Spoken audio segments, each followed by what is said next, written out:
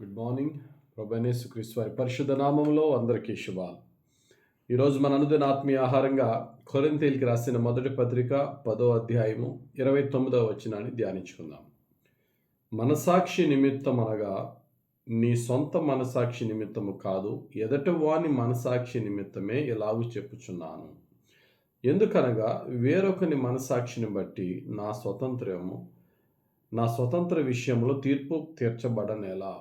ఇక్కడ భక్తుడైన పౌలు చెప్తున్న మాట ఏంటంటే, కొందరు ఒకటి నమ్ముతారు, మరి కొందరు ఇంకొకటి నమ్మరు. కొందరు ఈ ఫుడ్ తినాలనుకుంటారు, ఇంకొకరు ఈ ఫుడ్ తింటే వాళ్ళకి ఏమన్నా హాని కలుగుతుందేమో అని అనుకుంటారు. కనుక నువ్వు ఎవరి దగ్గర ఉన్నావో వారి మనసాక్షికి తగ్గట్టుగా నువ్వు జీవించు. వాడేమనుకుంటే ఏంటి, ఇది నా ఇష్టం, నా విశ్వాసం, నా స్వతంత్రం అని అనుకున్నట్టుగా నువ్వు ప్రవర్తించొద్దు అని పౌలు గారు చెప్తున్నారు. ఎందుకని ఇలా చెప్తున్నారంటే, క్రైస్తవులమైన మనం ఎక్కడున్నా సరే నా ఇష్టం వచ్చినట్టు జీవిస్తాను అనే విధంగా ఉండకూడదు అని చెప్తున్నారు. అన్నీ చేసే స్వతంత్రం ఉన్నా అన్నీ చేయదగినవి కావంటున్నారు. కారణం ఏంటంటే, నా స్వతంత్రం వల్ల నా రైట్స్ని నేను ఉపయోగించుకుని ఇంకొకరిని హర్ట్ చేసి వాళ్ళ హృదయాలను క్రీస్తు కొరకు గెలుచుకునే ఈ యొక్క నా పరిచర్యకు ఆటంకంగా నా స్వతంత్రాన్ని ఉపయోగించుకోవడం అనేది యుక్తి కాదు అని చెప్పి పౌలు గారు తన ఇష్టాన్ని చాలాసార్లు మార్చుకున్నారు. కొందరు నాన్ వెజిటేరియన్స్, నీవు నాన్ వెజిటేరియన్ అయితే నీ ఫ్రెండ్ వెజిటేరియన్ అవ్వచ్చు. అతని హృదయాన్ని క్రీస్తు కొరకు గెలుచుకునే ప్రయత్నంలో అతడు ఒకవేళ నీ యొక్క మాంసాహారం వల్ల అతనికి ఇబ్బందికరంగా ఉంటే అతని కొరకు అతను ఉన్నంతసేపు నేను వెజిటేరియన్ అయిపోతాను అనే విధంగా పౌలు భక్తుడు చెప్తున్నారు. అంటే ఇక్కడ అర్థం ఏంటంటే, పౌలు యొక్క ఆశ అదే మన ఆశ అయి ఉండాలి. ఏంటది? ఎవరితో ఉన్నా, ఎవరి మధ్యన ఉన్నా క్రీస్తుని నేను చూపించగలగాలి అంటే ముందు నాలో ఆయన ప్రేమను, ఆయన మంచితనాన్ని చూపిస్తే ఆ తర్వాత ఆయన వాక్య సత్యాన్ని నేను ప్రకటించగలను.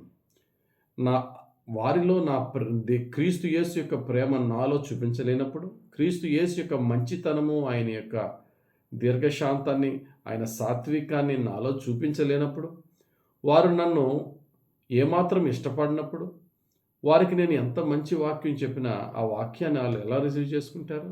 అవసరమైతే క్రీస్తు యేసు యొక్క వాక్యము నా నుండి వారు రిసీవ్ చేసుకోవడానికి, వారికి దాసుడిగా అయిపోవడానికి కూడా నేను సిద్ధమే అంటాడు. చదువుదామన్నమాట. కొరింథీయులకు రాసిన మొదటి పత్రిక 9వ అధ్యాయం 19వ వచనంలో, నేను అందరి విషయము స్వతంత్రుడనై ఉన్నను, ఎక్కువ మందిని సంపాదించుకొనుటకై అందరికీ నన్ను నేను దాసునిగా చేసుకుంటుని. ఎవ్వడికి నేను దాసుని కాదు, నేను స్వతంత్రుడిని. నా ఇష్టం వచ్చినట్టు నేను చేయగలను. కానీ నా ఆశ ఏంటంటే, ఎక్కువ మందిని క్రీస్తు కొరకు సంపాదించుకోవటానికి అవసరాన్ని బట్టి అందరికీ దాసుడిగా మారిపోవడానికి కూడా నేను సిద్ధమే. చూడండి పౌలు గారిలో నా కమిట్మెంటు, ఆ యొక్క ప్యాషన్. ఈరోజు అనుదిన ఆత్మీయ ఆహారంగా దేవుడు మనతో చెప్తున్న మాటలు ఏంటంటే, మనుషుల హృదయాలు గెలుచుకోవడం కూడా అవసరమే. చాలాసార్లు మనం దేవుని దృష్టిలో నేను నిర్దోషిని, దేవుని దృష్టిలో పవిత్రుడిని, దేవుని దృష్టిలో యథార్థవంతుడిని, ఐ డోంట్ కేర్ ఎనీబడి, ఎవరిని లెక్క చేయవలసిన పని లేదు అనే విధమైనటువంటి ఆలోచన మనకు వస్తూ ఉంటుంది. ఒక సందర్భంలో పౌలు భక్తుడు అంటారు, దేవుని దృష్టిలో మేము ఏ విధంగా అయితే యథార్థంగా యోగ్యులుగా ఉన్నామో అట్ ద సేమ్ టైం అదే సందర్భంలో మనుషుల దృష్టికి కూడా యోగ్యులుగా ఉండటానికై మేము ఆలోచించుకొనిచున్నామంటారు. కొరింథీయులకు రాసిన 2వ పత్రిక 8:21. ఏలయనగా ప్రభు దృష్టికి మాత్రమే గాక మనుషుల దృష్టి యందును యోగ్యమైన వాటిని గూర్చి శ్రద్ధగా ఆలోచించుకొనుచున్నాము. కాబట్టి దేవుని దృష్టిలో మాత్రమే కాదు, యథార్థవంతులని దేవుడు అనుకుంటే సరిపోదు, మనుషుల దృష్టికి. ఇక్కడ పౌలు భక్తుడు అంటాడు, ఇంత డబ్బుని మేము పంపిస్తున్నామంటే ఒకరిని బాధ్యత కలిగిన ఒక వ్యక్తిని ఇచ్చి కానుకను పంపుతున్నాము విత్ అకౌంట్స్, టోటల్ అకౌంటబిలిటీ. డబ్బు విషయమే కానీ, మా ప్రవర్తన విషయమే కానీ, మా బోధ విషయమే కానీ, మరి ఎందులైనా సరే దేవుని దయను గెలుచుకోవాలి, మనుషుల దయను కూడా గెలుచుకోవాలి. యేసు ప్రభువే ఎలా ఎదిగాడటండి? జ్ఞానమందును, వయస్సునందును, దేవుని దయలోను, మనుషుల దయలోను కూడా ఆయన ఎదిగాడట. కాబట్టి ఈ రోజున మనం ఎక్కడ చదువుకుంటున్నా, ఎక్కడ ఉద్యోగం చేస్తున్నా, ఎక్కడ వ్యాపారం చేస్తున్నా, ఎవరి మధ్యన ఉన్నా, వారు ఏ కులమా, ఏ మతమా అనేది ప్రక్కన పెట్టి, వారి హృదయాలను గెలుచుకునేలా నేను ప్రవర్తిస్తున్నానా? నీతి తప్పకుండా యథార్థంగా జీవిస్తూ, వారికి ఇష్టం లేనివి ఏమైతే ఉన్నావో, కొన్నిసార్లు మనం చేసేది రైట్ అవ్వచ్చు. కానీ అది వారు రాంగ్‌గా ఆలోచన చేసినప్పుడు, వారి దృష్టిలో అది తప్పైతే, వారు ఉన్నప్పుడు అది చేయకుండా ఉండడమే బెటర్. అదే యుక్తి. అది మనం చేస్తుంది రైట్ అని తర్వాత వారు తెలుసుకుంటారు. ఈ లోపలనే వారికి నిరూపించవలసిన పని లేదు. ఈ లోపలనే వారి ఎదురుగుండా మనం అది చేస్తూ వారిని అఫెండ్ చేసేవారం అవుతున్నాం కనుక, జాగ్రత్తగా దేవుని యొక్క బిడలమైన మనము ఎదటివాని యొక్క మనసాక్షిని గుర్తెరిగి ప్రవర్తించుట యుక్తము, వాక్యానుసారం.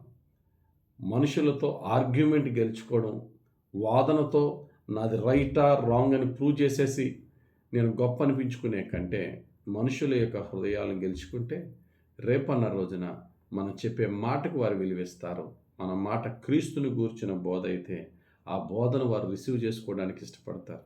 కాబట్టి ప్రియులారా, మనం ఎక్కడున్నా సరే ఎదుటి వారి మనసాక్షిని అర్థం చేసుకుని ప్రవర్తించటానికి అట్టి మంచి మనసు, పరిశుద్ధాత్మ నడిపింపు యేసయ్య మనకి ఇచ్చుగాక.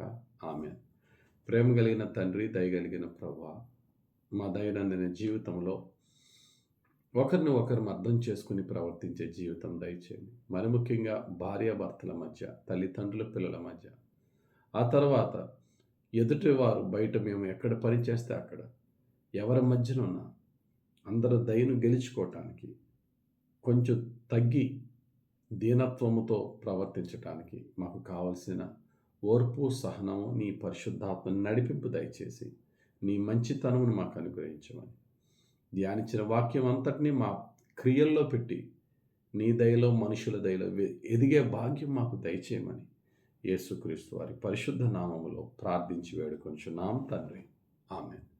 తండ్రి యొక్కయు, కుమారుని యొక్కయు, పరిశుద్ధాత్మ దేవుని అభిషేకం మనపై దిగివచ్చి దేవుని దయలోను, మనుషుల దయలోను వర్ధిల్లే వారిగా పరిశుద్ధాత్ముడు మనల్ని నడిపించి దీవించునుగాక. Amen. God bless you. Have a very blessed day.